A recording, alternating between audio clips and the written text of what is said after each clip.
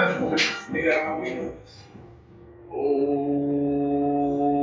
Okay, man. Where we at right now, Jerry? Tell me where we at. Hey, we back. We feeling better. We feeling great. You know, it's beautiful out here. We back at the back room, nigga. You know what it is. and guess what? What? We got another special guest. Do we? I don't see nobody. You see? Wait, who? Oh! I see. Now we got a special guest in the building, man. Hey, which episode is this, B? 36. This is episode 36, man. We got my boy Vlad on, bro. Introduce yourself, Vlad. What's up, man? My name is Vlad. I originally was born in Romania. Moved here when I was 6, so kind of Broward raised, I should say. Broward, man. I'm telling you. Hey, I just want to start the episode just like we started the last one. Just want to thank you to all the listeners that came on, or viewers, however you watch the podcast. You know, we want to thank you guys. It's been real special, the run that we've been on, and we can only do this because of y'all. Shout out to all the single mothers. Shout out to all the baddies. You know, all the hustlers. All the 9-to-5 workers, you know, we here, we feel your pain, man. And I want to say shout out to Vlad for coming on the back room, man. Thank you for coming to Vlad, brother. Thank you guys for having me, bro. Appreciate it. Yes, sir. You got a little single mother fetish? I don't have a single mother fetish, but a single mother fetish. I just appreciate them for all the hard work that they do. Somebody got to look out for them, you know. Yeah, bro. I didn't know you hate them like that, bro. Hate, bro. I never said that. Application's open, right? Yeah, for real, man. Nah, but we should start the episode with just, you know, how's everybody feeling, man? How you guys feeling? Good, man. Can't complain. Another beautiful day here in sunny South Florida. Right? Another blessed day. We woke up this morning, had good breakfast. You know what it is. I ain't gonna lie, man. I'm feeling pretty good, bro. Feeling pretty good. Ready to kind of tackle the episode, man. See what's going on. I feel like this right here, the background, bro. I feel something coming, bro. Pause. I feel like it's going to. I feel like it's going to go to. Yeah. Bro, I don't know. Hey, you know what they say, right? The two like minds. The quote was like this, right? It's like if one person is dreaming something, there's a possibility that the universe is going to give it to you. But when there's two minds together, it can't help but give it to you. Whatever you're trying to do. That is true. Yeah, 100%. At the end of the day, I really believe that manifestation is actually it's really powerful, right? Because it doesn't have to be all this hippy astrological, I believe in the stars. No, manifestation really just comes down to basically the perception of what you do day in and day out, right? Like if you wake up and you say I'm gonna have a great day, odds are you are gonna find the great in the day, right? So even if you have a bad day, as long as you don't necessarily focus about I had a bad day because of this, right? It's oh no, I learned something because of the experience that I went through. So I feel like manifestation perspective, a lot of this kind of ties into each other, and the world gives to those who are willing to receive. I feel like is the best way to kind of sum that up. So I really respect what you guys are doing here, man, because at the end of the day, consistency is a big part of it, right? They always say success is when preparation meets opportunity. Yeah. So I feel I'm very excited for you guys to be on the grind, and I can see it. It doesn't have to be a year from now. The next 6 months, you guys are gonna get your big break, and our BackRoom Pod is gonna be now the front of the room. Yeah, we can. That was bad. Hey, he trying to. No, but for real though, I really appreciate that. That means a lot, man. You know, just the positivity and the praise, and that was a very well way of putting the manifestation of the whole statement. We had a conversation off mic just to bring it a little bit. Well, before I continue with that, what you were saying with manifestation about having a bad day, one thing I started realizing is it's never really a bad day, it's a bad moment. That's how I see it. It's if something happened, it's just this moment. It doesn't mean your whole day has to. Man, I'll be like, man, fuck that shit, bro. I'm just moving on. I don't even give a fuck. But Damn, now let's watch it. You know what's funny? You know what's funny that you said about it's not a bad day, it's a bad moment. Yeah. Because last night, bro, I was like, yo, I'm about to get my food and shit. It's gonna be a good night, right? And then I was watching the fucking Heat.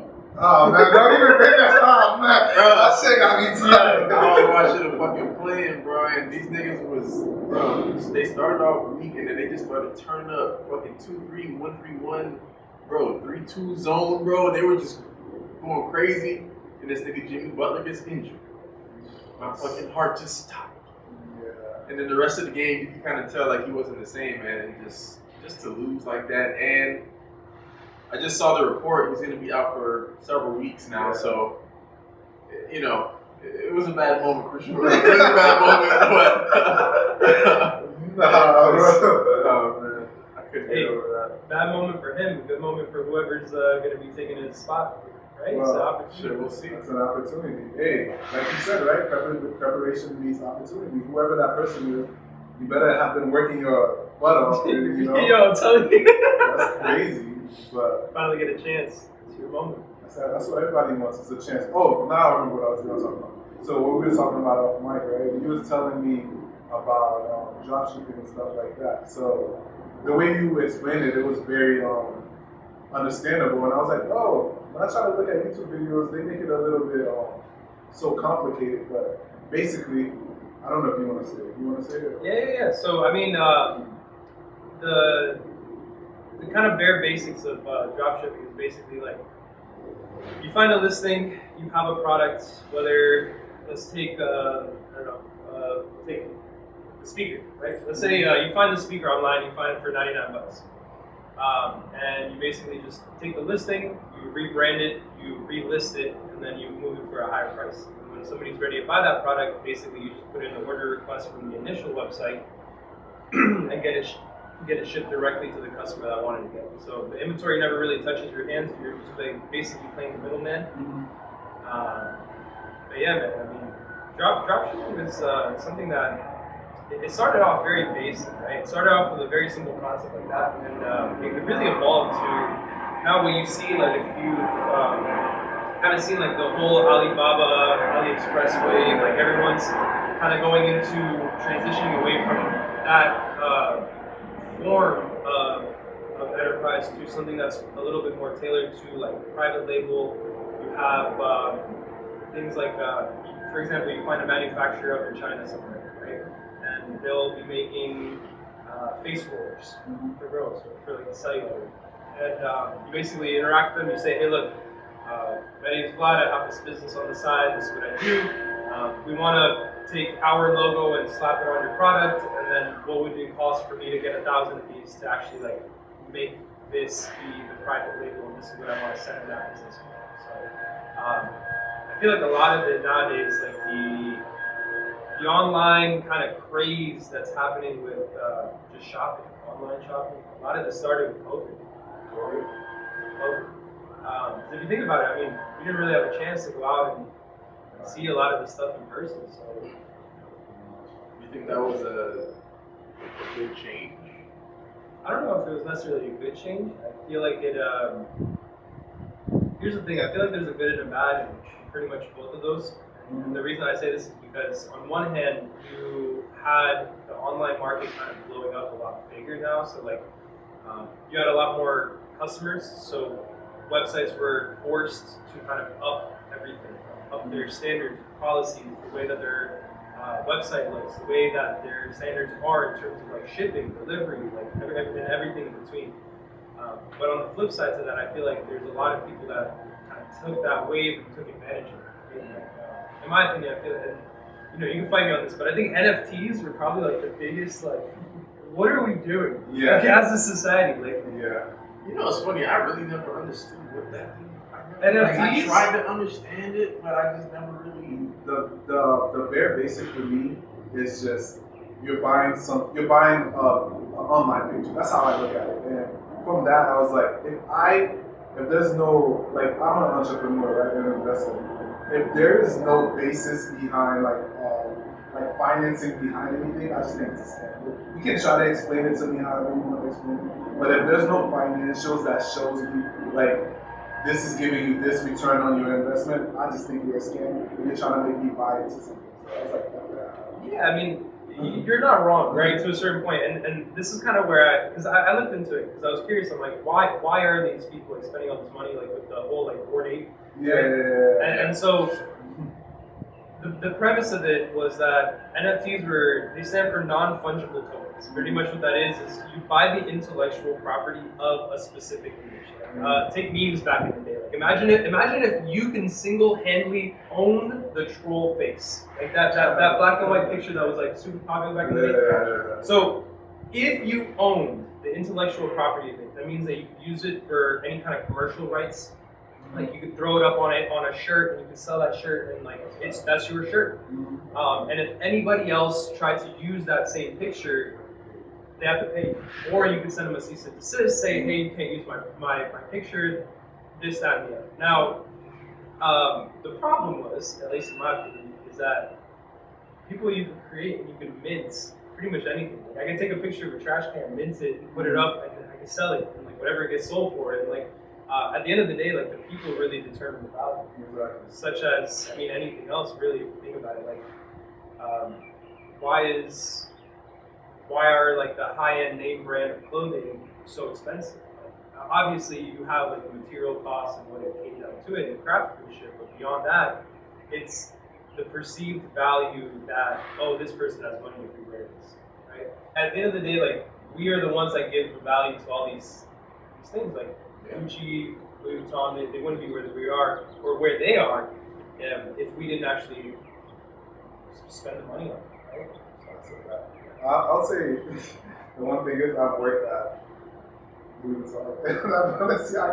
So I hear what you're saying, right? The client does make value, and a lot of time the prices is not reflective on the cost, I would say, right? But I would say there is, like you say, the craftsmanship, there is like I'm trying to figure out the right way to say this. There is like a thought behind the process that makes it so expensive. It's like when you're buying like a $10 shirt from H&M and you're buying, let's say, $1,000 shirt from Louis Vuitton, there is like a difference in terms of material, even the cut, you would see how it fits on you, even like the design, the thought. There was thought behind it, even though the cost is not, it might not be $1,000 worth, but it is definitely worth way more than a $10 just shirt just go on. Oh, 100%. No, I'm with you. And don't get me wrong, like I'm not saying that like they don't put a lot of money into like the research and development and making that be like the best possible white tee they can possibly make. Mm-hmm. But take what happened with Balenciaga with I think what was it, Kim K? That happened? So basically, God, I can't think of it off the top of my head, but basically there was a scandal with Balenciaga because they were supporting somebody, and basically the public got hold of like, oh, well, we don't like what Balenciaga is supporting. Oh, the child. You're talking about the child thing, where they had. Oh yeah. So that's a pretty big thing. A lot worse than Kim K. I don't think you mean Kim K. Yeah, okay, my bad. I think the problem was Kim K was still supporting him. Yeah. But my point in saying this is that, like, yes, it's a better built shoe, it's a better built this, but at the end of the day, like, we as the consumers have the power to make this brand actually be worth something, right? Like, if you turn around and you have a clothing brand, right? And you do the same thing. You put a lot of money into the research and development. You make the best kind of shirt for maybe you find a gap in the market for people that are like tall and lanky, because all of our shirts feel like we're wearing drapery. It's like we're draping shit on top of us, right?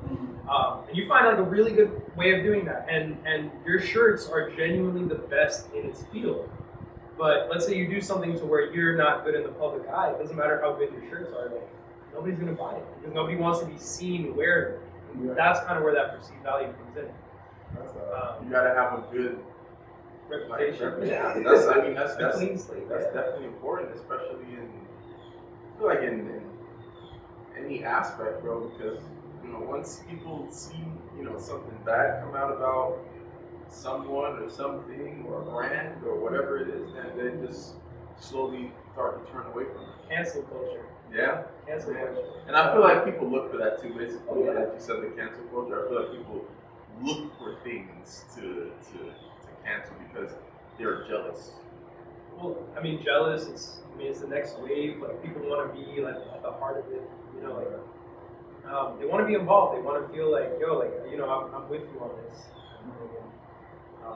You know, I don't know. I never agree with cancel culture, to be honest. I feel like at the end of the day, like, people make mistakes, and it's hard, especially like take celebrities. I mean, look, don't get me wrong. I'm not trying to excuse the people that genuinely did something wrong, right? Like,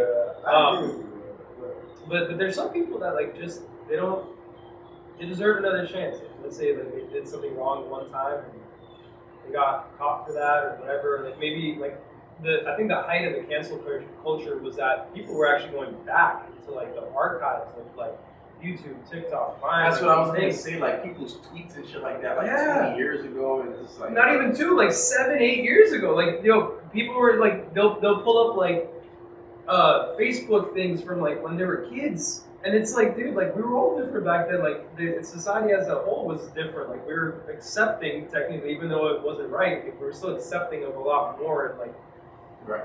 So do you don't think like there's anything that you could have done in your past that like not you specifically, but I'm saying like those people that they should be held accountable for?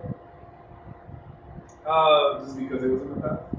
I think you can make like a kind of like apology for what it was, but like at the end of the day, like if you're not that same person, I guarantee you, like if you look up my old Facebook from when I was like 13, 14, like I probably said like I was a way different person. Like I was still trying to figure out like who I wanted to be, like who I was. I feel like, and I guess it really depends on like who we're talking about.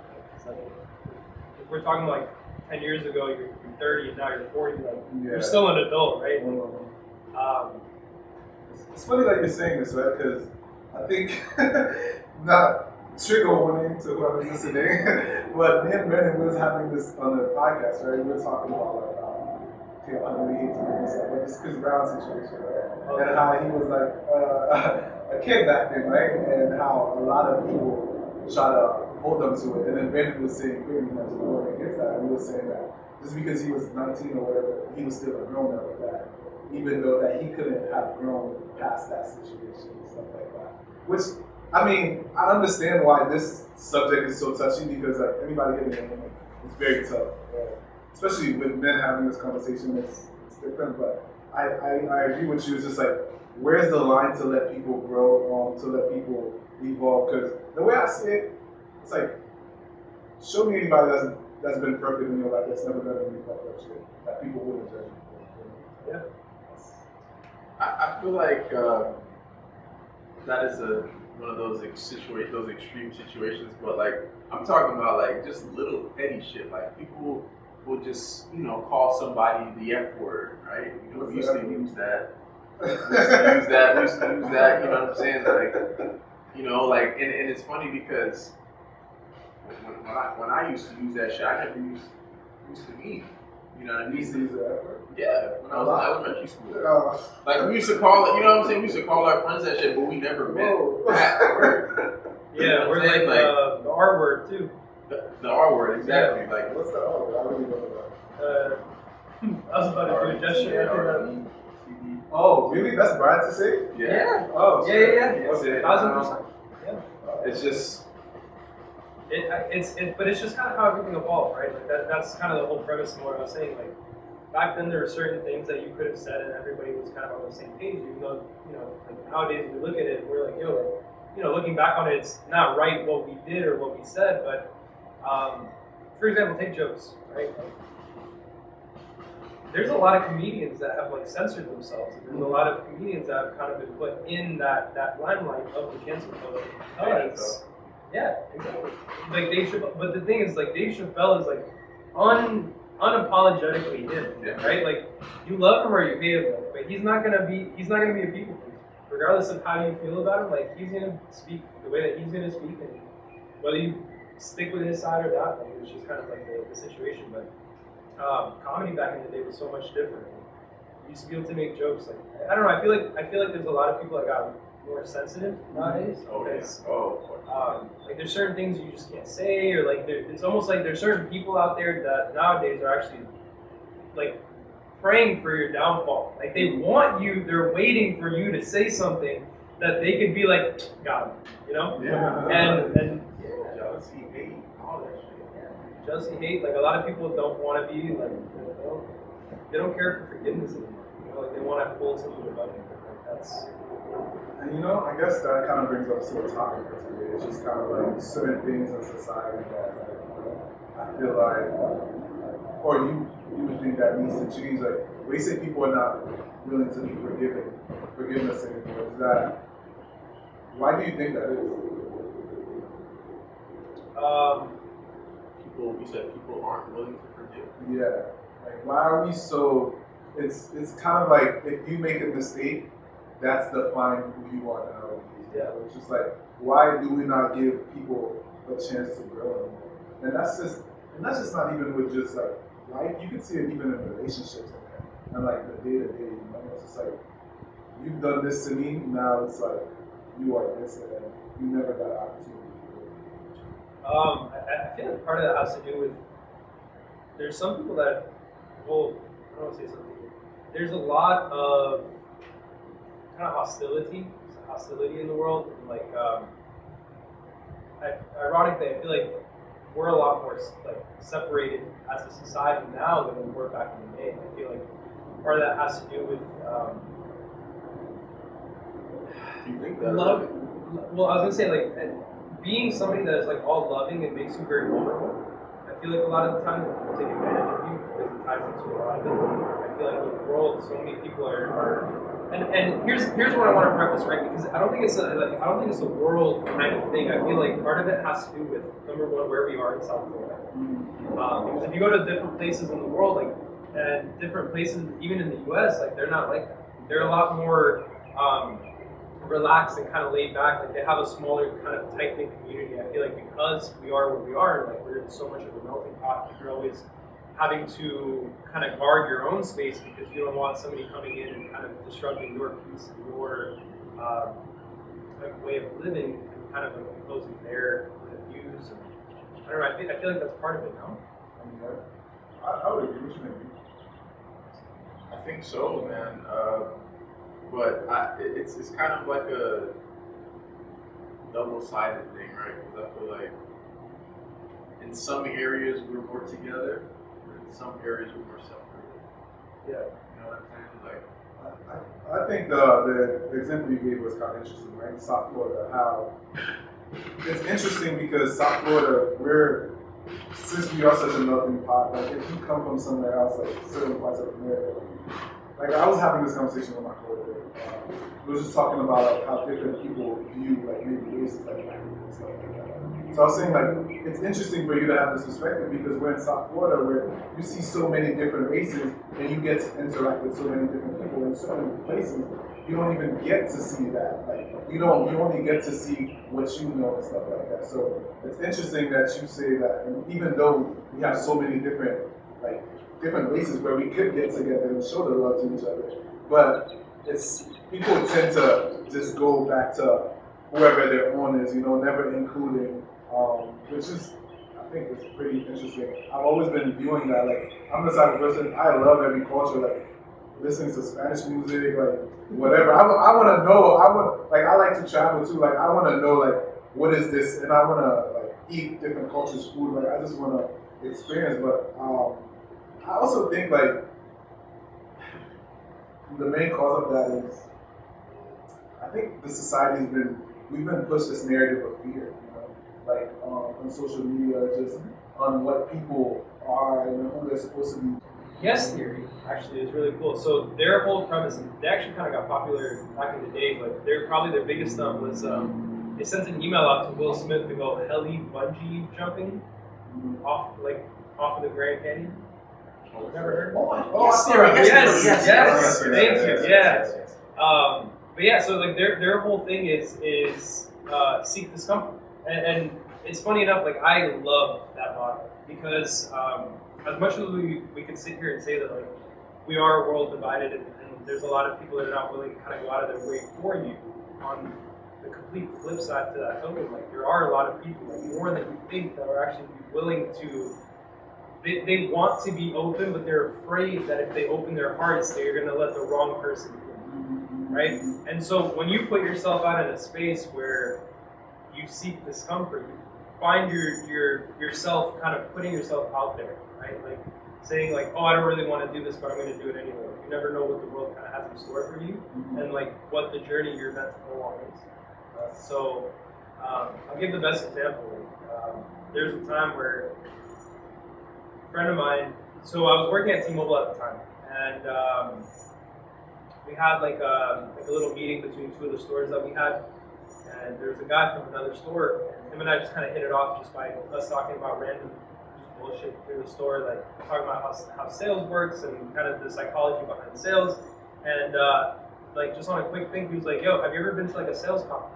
And so he invited me to Grant Cardone's like 10x Sales Growth Fund. And if it wasn't for me putting myself out there and kind of like having that conversation, or me being like, oh, it's early in the morning, I don't want to talk to anybody, I'm gonna sit at the back of the room at the meeting, like I'm just gonna get up and get this over with and be done and go home, right? Like because I decided to put myself out there, like I met this guy, and he was one that kind of jump started a lot of the things that I do now, like through dropshipping. He was the person that invited me to go to Ecuador, and that was one hell of a trip. We can get into that later though. But really putting yourself out there at the end of the day, like you're realizing there's a lot of like-minded people. There's a lot of people that are willing to be open as long as you kind of put your head first. And it's hard. It's hard to walk through life kind of going love first. It's such a vulnerable place to be. Yeah, because we are taught, especially from our parents, don't talk to strangers.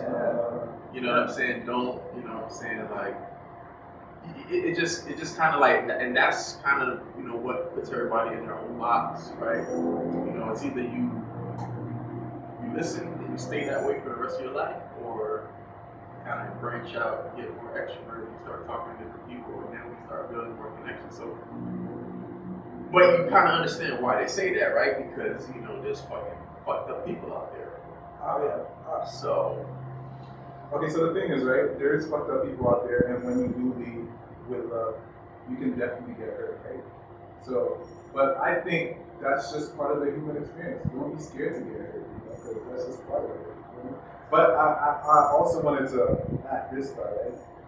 It's not just our parents, because you say your parents, right? It's not just our parents. Just think about it. Where did our parents get that? They got that from their parents, and where did their parents got that from them? So it's all like a society thing. And it's even deeper, and I'm sorry if anybody feeling tired about this, but I'm gonna go there. Think about it, bro. Like, I'm a very spiritual person. Even from the Bible, it kind of teaches us that, like, basically, like, humans are, I don't say evil, I guess. It's just like that our nature are evil, you feel me? Basically, that's what is being taught from the whole society, which brings me to this fundamental thought that I had to sit down and really wrestle with. And everybody else, I implore you to think about this. It's just like, what do you believe? Do you think that humans are fundamentally evil or fundamentally good? I think from that thought, then you can figure out which way your life could go. I feel like, personally, I think that there's more good than that out there, and people.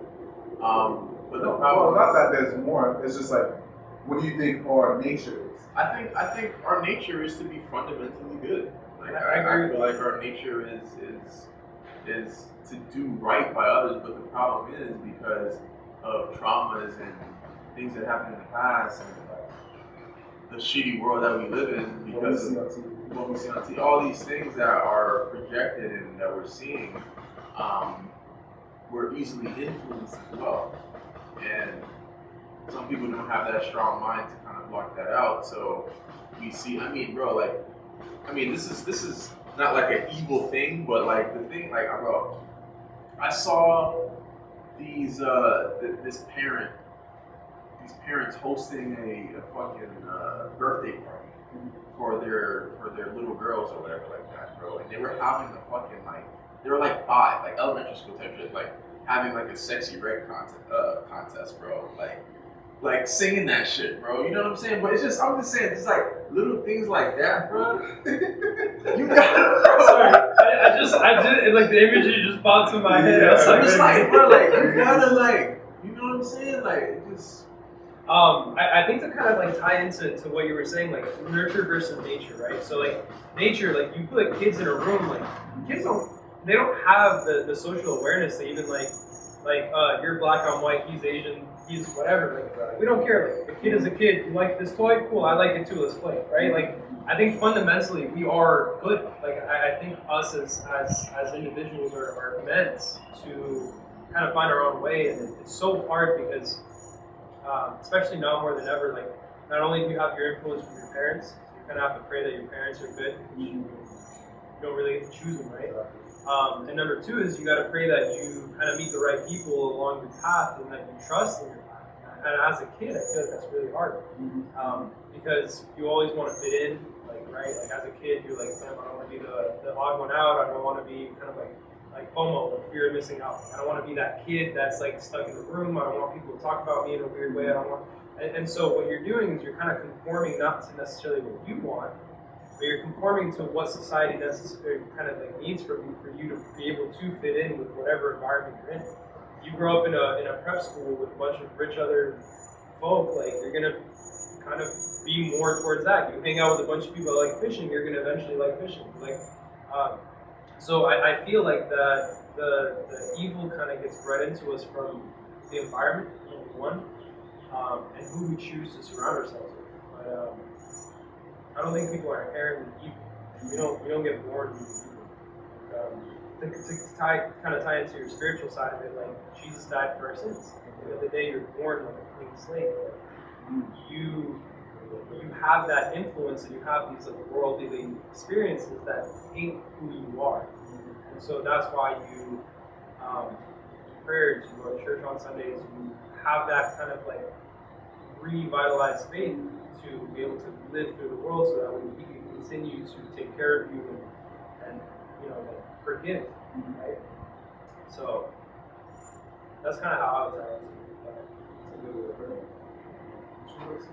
I was just gonna say, man, like especially as kids, bro, like I don't think it's something that we were taught, but I just feel like it's something that we learn as when we go through school because we see it for some reason. We just highlight the differences of other kids and other people, and then that kind of creates a separation with that. Because yeah, as a kid, I wasn't really the type of person that like had a problem with hanging out with a bunch of people, but some people might have had a problem with me.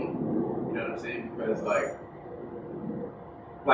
you could, like what you were saying with the preppy, right? You could be in a preppy school, have straight uniform, and everybody will be wearing green shoes, right? And then one kid will come in wearing yellow shoes. They'll come the kid wearing yellow shoes. You know what I'm saying? It's just, I don't know why, but it just starts from that, and then you just kind of build. Like if you just let that take over your mind instead of like highlighting the one difference that we have, why don't we just talk about what we both like? You know what I'm saying? We're all kids, right? We like to play, we like to play video, whatever it is. You know what I'm saying? I don't know why. Actually, funny enough, I feel like nowadays, and we have by far the smartest kids that have ever existed in this generation. And I feel like the flip side to that is, kind of tied into this. So I used to work at T-Mobile. I was there for about 7 years, from 2017 up until about 2023. And around 2017 is actually right where pretty much the iPhone 8 had come out. It was the first one that actually had like the dual camera on the back. It had a glass back. It had like a bigger memory. It had a bunch of stuff. It was like more of a revolutionary phone. I feel like back then, the way that technology kind of advanced, if you think about it, from 2007, right? 2007, Steve Jobs went up. He announced he had the keynote with the first ever iPhone. I think it was like the 3GS or the iPhone 3. And that was revolutionary for what it was, right? Like before that, we had the Blackberries, we had the Razors, we had like the Sidekicks, and so when you came out with a touchscreen phone that had a calendar, it had a reminder, it had a clock, it had everything, that jump-started a lot of these things. And then 10 years later, we have everything at our fingertips. We have, I don't know if you guys remember back in the day, like I used to go to one of my friend's house. I used to walk over his house. We wanted to watch anything on YouTube back in the day. You used to literally like click on the video. You used to hit pause, and you used to have to go do something else while the video loaded, and then you had to come back to it to actually watch the video. Like that's how it was. And then to have such a quick kind of like jump from that to everything at your fingertips, nobody really knows what to do. So like we right now in the present 2024, I feel like a lot of our parents are in a completely different generational ignorance is the wrong word, but they didn't grow up with the same things that we grew up with, and I feel like there's a bigger disconnect now than there has ever been between like when our parents had, when our parents used to be kids, like with our grandparents and their parents, right? To kind of tie that together, like we have the smartest kids now, but I feel like the trade-off to that was try to take a 15-year-old and have a conversation with them and look at them react. Oh, Yeah. that's a sheesh. That's a good point. And it's even hilarious, bro. Like I have a little sister. She's like 16. It's like some of her response, bro. I'd be like, "You think this is TikTok or something? You think this is a TV show? Like this is not the real world. How you're acting? Like you feel me?" So it's very interesting. Like, and it's. I guess that's one of the fears that humans have, right? It's kind of like, is technology kind of outpacing us, you know? Oh, the Wall-E experience. That's what I call it. That's what, okay. You ever watch Wall-E? Wall-E, it's like the little robot that cleans up Yeah. on the track. So the whole thing with that is like basically us as humans pretty much like took all the resources out of the world. Like plants don't grow. There's no more atmosphere. Nothing works, right? So they left this little robot just there to kind of compact all the trash, and they forgot about it. Long story short, he gets on the spaceship where all the humans fled to, and all of them are sitting in this like futuristic chair where they have a digital screen in front of them, and they have like little robots serve them everything. All of them are like big fat. They don't know how to walk anymore. They don't know how to stand anymore. And so kind of to your point, like the fear is that eventually we're going to be able to automatize so much stuff to where we don't need to get up to do stuff anymore. We already kind of see it to a certain point with like the delivery services for groceries or Uber Eats, DoorDash. Now, don't get me wrong, there's a huge plus side to that. To the people that are like, let's say, I don't have a car, so it would have been really hard for me to go get groceries. It's a lot easier for me to just get somebody to come in, or if they're disabled. But on the flip side, the convenience kind of makes it so where you don't have to get up and go do anything, right? For the people that are able-bodied, that have the ability of getting up and going and doing all this stuff, like. So that's on one side, right? To kind of tie it back to the kids situation, like when we were kids, right? Like how did you play, right? You woke up in the morning, you probably have some sort of something to eat, and then you just go outside. I don't know how it was for you guys, but for me in my community, there was never really like at this time we're gonna meet up at this place, and this is usually where we meet up at this time at this day every single week. It was always like you wake up, you eat breakfast, you change, you get ready, you walk outside, and you see who's outside. You might see one guy, and you're like, "Yo, what's up?" And then you and that guy are like, "Yo, who else is home?" And you just start knocking on doors, you know, like, and that's what it was. That's how it was back then. And I feel like that human interaction is something that I don't want to say is fully missing, because there definitely are people that use these form factors that we have, like through social media, through communication, Discord, Skype, iMessage, to better facilitate meetups, right? So I don't want to say that technology is bad. I just feel like we're still regulating to how to use the technology in a way that is going to be the most optimal, and that's kind of where we're at. But I will say, and the thing is, like, I don't know about you guys, but I am kind of in that middle point where, like, when I was a kid, like, I used to go outside and hang out with my friends. We used to play football, basketball. We used to do whatever, right? Like, we used to come home for dinner time, and that was it. There was no harm, no foul. And then through my adolescence to like high school, we did have these phones, right? Like, we did have like this technology to where like, oh shit, now video games have gotten a lot better. I could actually play on Xbox Live or Xbox 360. We got the new Call of Duty coming out. Like, there's less of, hey, let's go outside, and more of like, oh shit, we both have consoles. Like, let's play this. It's gonna have like, we're playing a story together, right? So I've kind of lived through both generations, but I really do feel like that human interaction is something where we are kind of straying away from, and it's not so prominent when you're a kid anymore. You don't have to do that. I think too, it's not even just the technology; it's the way we use technology, right? Because me and him, we don't text each other; we call each other, right? Yeah. But nowadays, kids, they just text. Even if you see like when you call in customer service, Yeah. you're speaking to a robot. Yeah. You're not speaking to somebody. You're speaking to a robot, and then they'll even ask you, "Hey, you can text us now. You can text us. You don't have to call." So you're losing that too. So even if what I'm saying, like these kids were to talk to each other on the phone and shit, that would probably even be better than what I'm saying. Now they text so much. They text, message. And then when they actually get in person, and they don't know what to say. Yeah. You know what I'm saying? That's the problem. It's not really the technology, it's the way we're using it now. We use it on phone, FaceTime, let's use the technology to meet up, right? We're not using the technology to meet up, we're just using the technology to talk on the phone all day. Let's use the technology to see where you at. Cause let me tell you, that shit's way fucking easier now, bro. Like we can just, yo, where you at? Alright, you on the way? Alright, cool. Not, bro. Before, like you was talking about, when I was in elementary school as a kid, like we used to gotta ride the bike to my friend's house, knock on his door, oh fuck, he's not home. Shit. You know what I mean? Like it's different. It's definitely different. A lot different.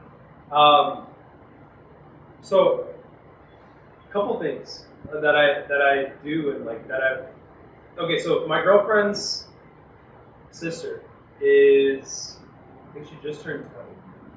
And she's kind of going through the same thing, right?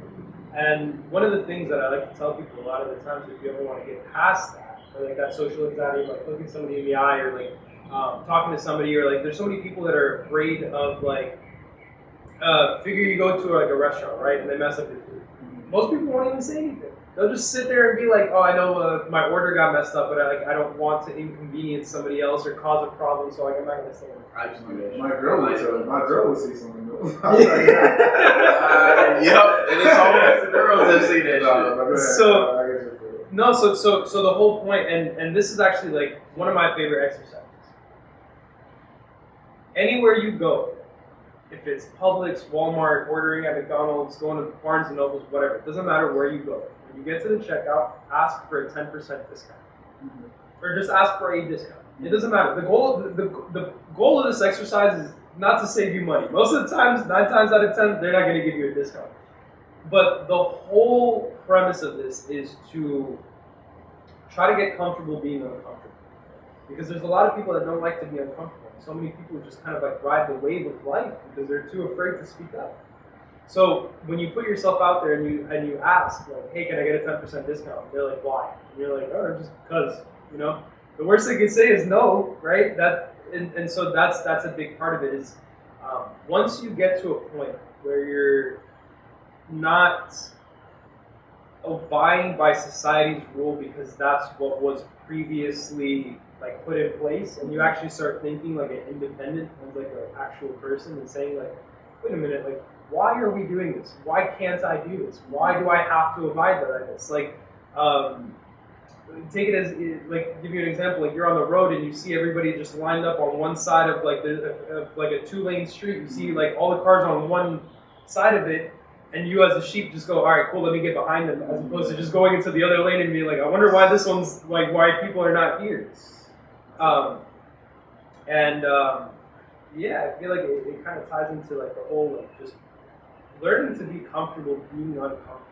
It's funny you say that thing about the order. It just made me think of this story, right? We was at Chipotle Airbnb, and this lady, I'm trying to order. It's like, what do you want? She's putting my food down fast. And we got all the way, and she's done. And I was like, you know what? I don't want this no more.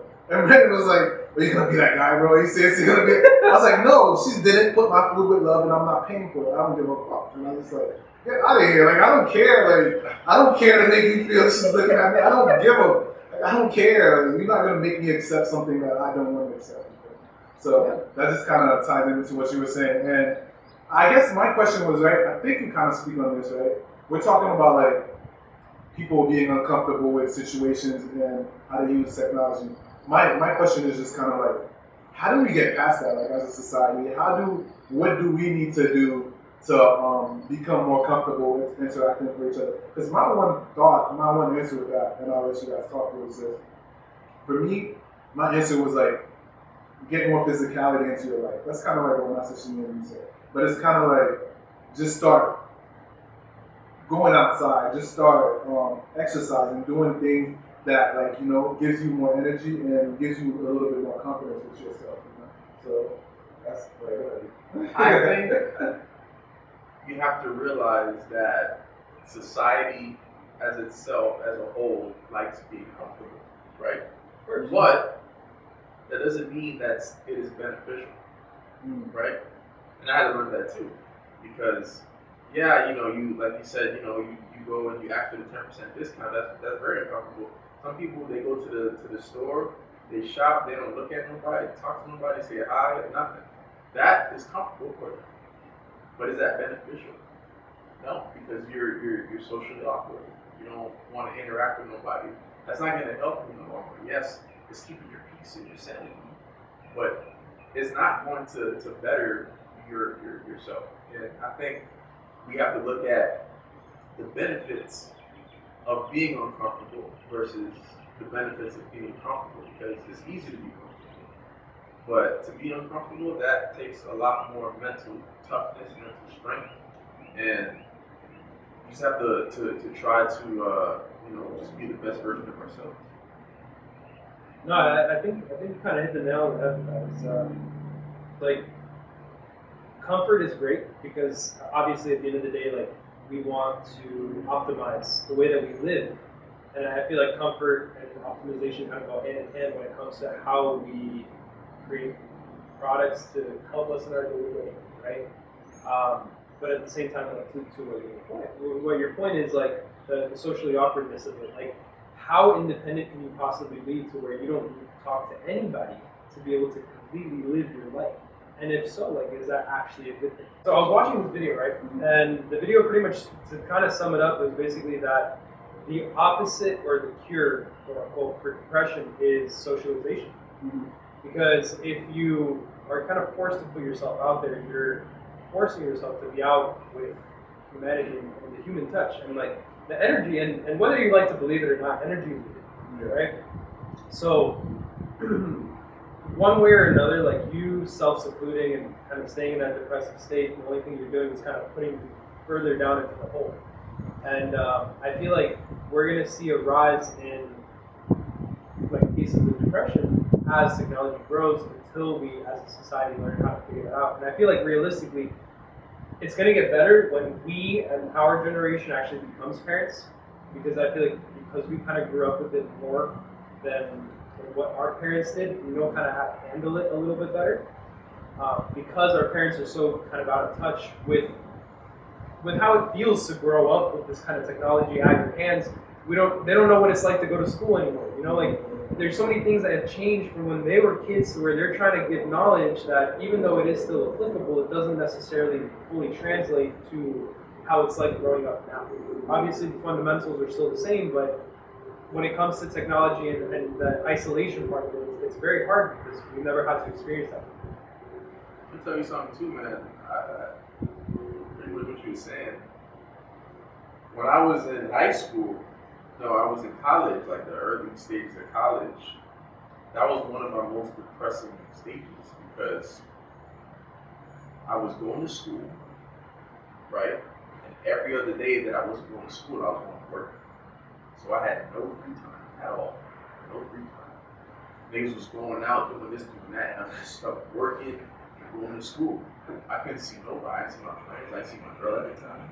I was literally just isolated. So I definitely can relate to that because, and that's why now, people ask me, why I work certain days a week. Like, that's why I stress free time so much, bro. Because, like, if you don't got no free time, your mental health is gone, bro. And, like, that's why, like, I really just try to, like, get that. The thing about that is, it's like you see, you're experiencing that, right? From going straight to school and going straight to work. it's designed like that. The society was designed like that. With us working full time 5 days a week, you don't really get to see your, like, let's say your parents, you don't really get to see your kids like that. You don't really get to see your other family member. All your time is basically spent working at this job. So it's designed, and you got to think about, like, why was this designed like that? So if it is designed so that we don't have no free time to interact with each other, it's like, why was it designed like that? Because once you start interacting, you start having conversations like this, then, our collective brain is getting bigger with collectively getting more insight into other people's life and stuff.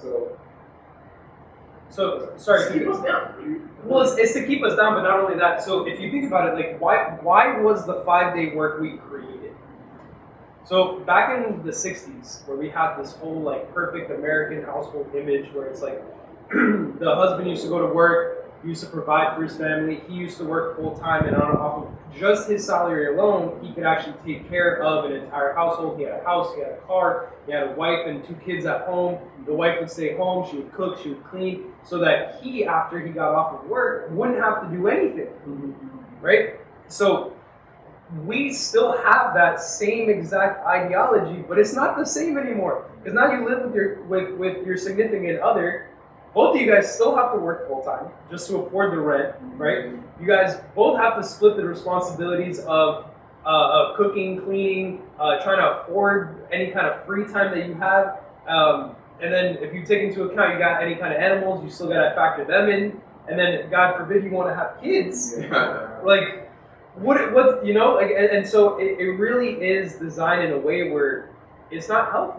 It's really not healthy, and a lot of these people are kind of breaking out of this shell, and this is why our generation is kind of like anti-work culture, because we realize like this is not what we want to do. Like this is not a life worth living. Like the parents always say like back in my day, like you should have this and do that. And it's like no, bro, like we can't afford that. And on top of that, because of all of that, everything else is more expensive.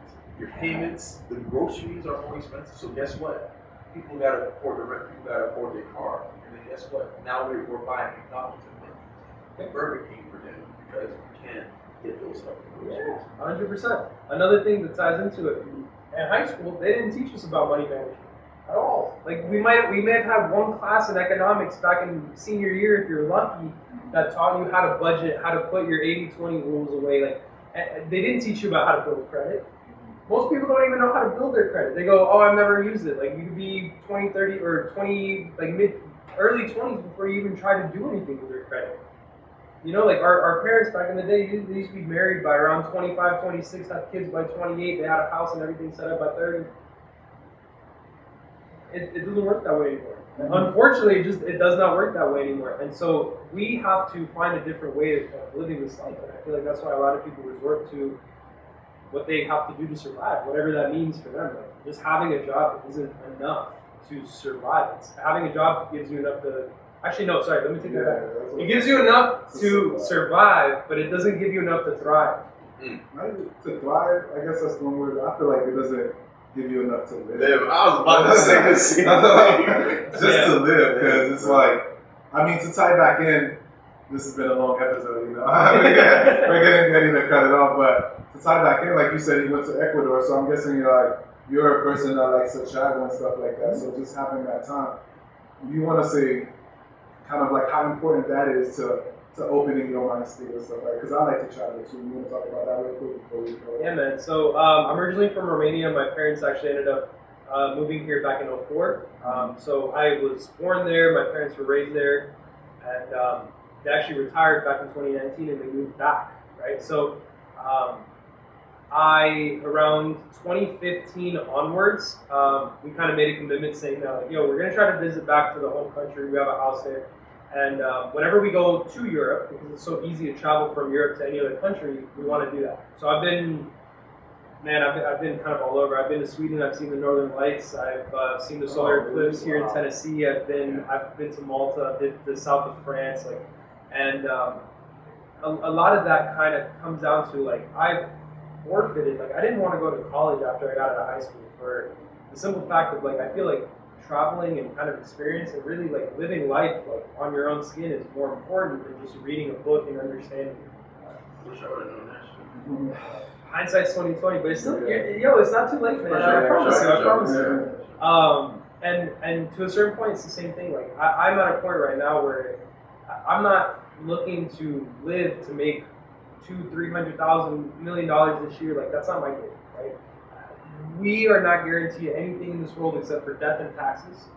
So I could wake up tomorrow and my leg goes numb. I can't feel my leg. I can't do what I want to do. So at the end of the day, I want to live life as much as I'm willing to, or as much as the world, the universe, God is going to give me. And I feel like COVID kind of really put that in perspective for all of us, because like traveling pre-COVID versus traveling post-COVID is very different. Yeah. There's a lot of things that kind of shut down. Like things are not necessarily the same way that they were back how they were before. And I feel like just really like taking every single day and just making the most out of it. If you want to do something, do it. If you want to eat something, eat it. If you want to go out and just hang out on the beach for an entire day, do it. Like, you're not guaranteed anything, so you might as well live the life that you want to live, because you're the only one making those decisions, right? So if you don't live it for you, you're living it for somebody else. Facts. No, I mean, shit, I don't know if you had something, because I'm a big proponent of that. It's just kind of like, I don't know what tomorrow's going to bring, so that's why I don't even try to make promises to people, just because, like, I don't know what tomorrow's going to bring, and honestly, like we said in this last episode, it's just kind of like, your biggest obligation is to yourself. Yes. So you got to make sure you live your life for you and all your choices. That's pretty much what I got. It's been the background, bro. Hey, I appreciate y'all for having me, bro. I appreciate you for coming on. But it's been the background, man. Thank you guys. If you watched till right now, thank you. You're a real one. Make sure you like and subscribe. Go ahead. Appreciate Vlad for coming on. Oh yeah, thank you, Vlad. Appreciate you all. You know what I'm saying? No Black TV though. We don't fuck with him.